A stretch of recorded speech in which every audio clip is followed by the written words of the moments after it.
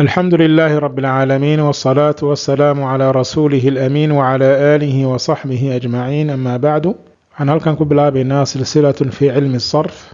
رسالة ugu أخرين دون نوح هذا المدخل إلى علم الصرف.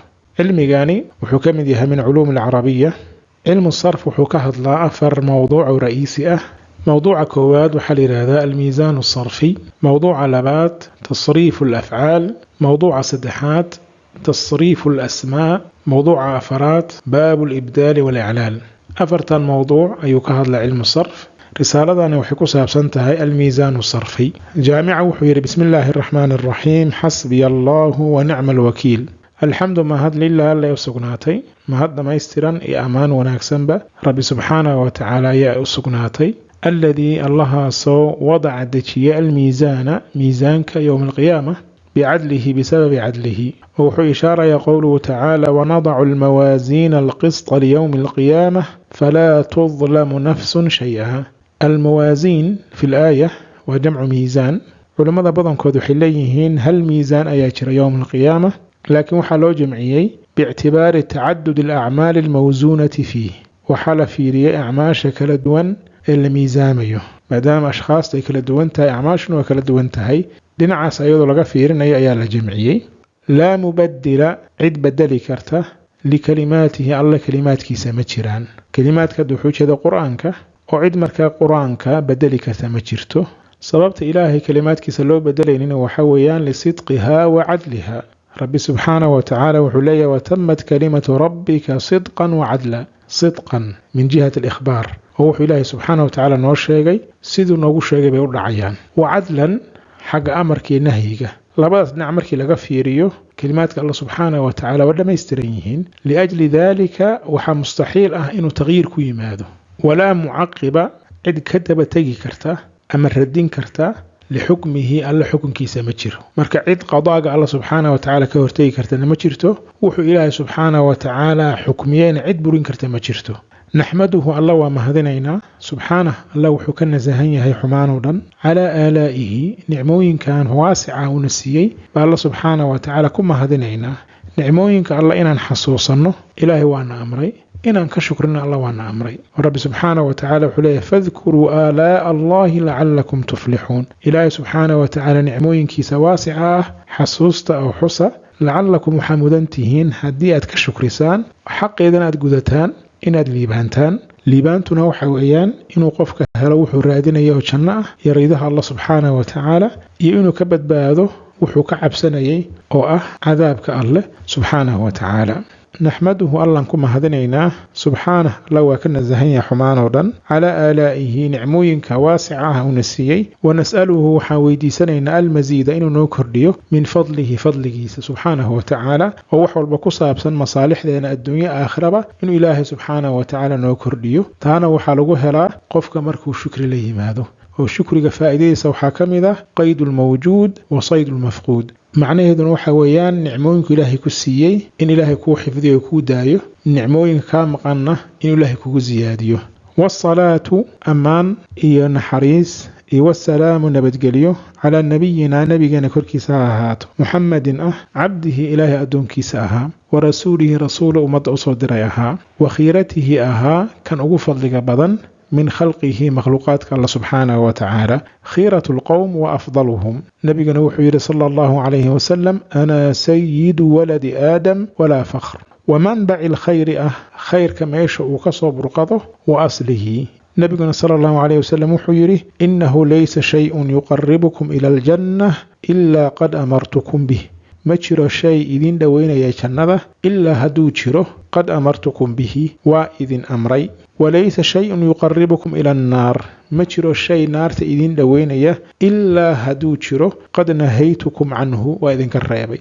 النبي صلى الله عليه وسلم مرك حق يا باطل كواكل عدي ومنبع الخير وأصله ساس أجيدا.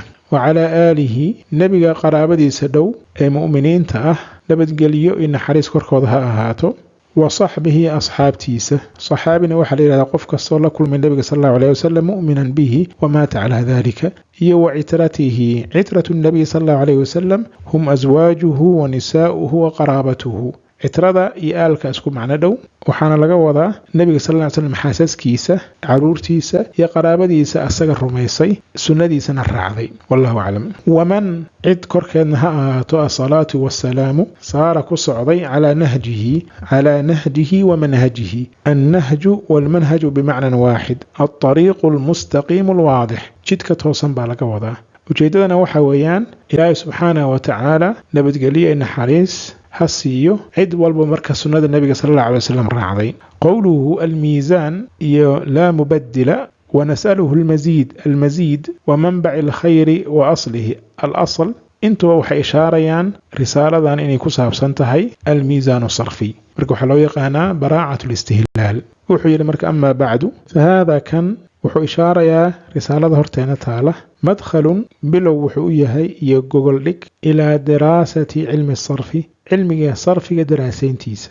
almadkhal mawducu dukhuul weeyaan waana shayga ku gaarsiinaya matluubkaaga diraasatu alkitaab waxaa laga wadaa karrara qiraa'atahu liyaxfadahu wuxuu ku celceliyey kitaabka akhrintiisii si uu xifdiyo marka cilmiguna wuxuu u baahan yahay ku celcelin in la xifdiyo masaa'ishiisa yaa loogu talagalay risaaladan linnaashi'iina dadka kusoo barbaaraya cilmiga da'dooda ama ha weynaato ama ha yaraato iyo wal atfaali caruurta qowluhu linnaashi'iina wal atfaal wuxuu ku ishaarayaa inay asal tahay al-iqbaalu cala al-cilmi fi as-sighar qofka intuu yar yahay inuu cilmiga daraasayntiisa bilaabo wa tamhiidun risaaladani waxay muqaddimo u tahay lima yudkaru waxa la sheegi doono bacdahu gadaasheed oo min al-masaa'ili masaa'ishi kamida masaa'ishaasoo ku saabsan fi tasriif al-asmaa'i wal af'aal al-masaa'il waa jamcu mas'ala waxaana laga wadaa shayga la doonay in la caddeeyo مثلا waxaa la dhihi doonaa fi hada alfasli 3 masaa'il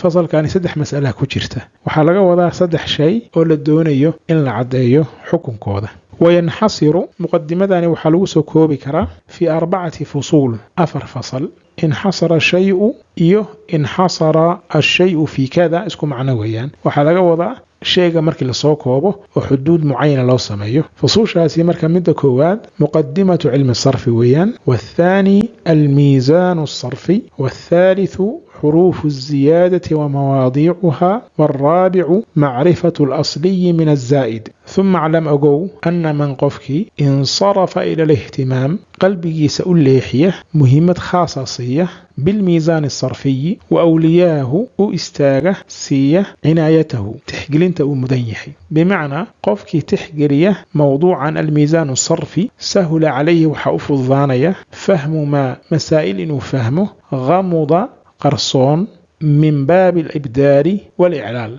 مثلا قال وحال أرندونا قل ألفت ولا حذفي باب كالغبرته وباب الإعلال قفكنا ما فهمي كرا سببت اللو حذفي هدوسا مركا أدو فهمين الميزان الصرفي مركا علاقة وثيقة أي كد حيسة بين الميزان الصرفي إيا باب الإبدال والإعلال وعير مركا مؤلفك والله إلهي كليسا أسأل ويدي سنية أن يجعله إنو كيالو كتاب كني سهل المنال مد qaadashadiisa iyo masaa'ishiisa in la gaaro ee fududahay wadukhran yakaad lii aniga iyo wali waalidaya labadeeda waalid iyo wali ikhwaani walaalahay inuu u noqdo kayd fil xaali adduunka inta la joogo addukhru asal ahaan waxaa la yidhaahdaa maa yudakharu min alquud cuntada la kaydiyaa la yidhaahdaa waqtu lxaajana bannaanka la keeno wajhu shaba marka wuxuu noqonayaa risaaladani waxaan ilaahay ka baryaynaa inuu sidaasoo kale ka yeelo oo ay u noqoto kayd ciddii marka fahanta risaaladani markay u baahato masaa'ishii cilmiga sarfiga inay marka soo saaran karto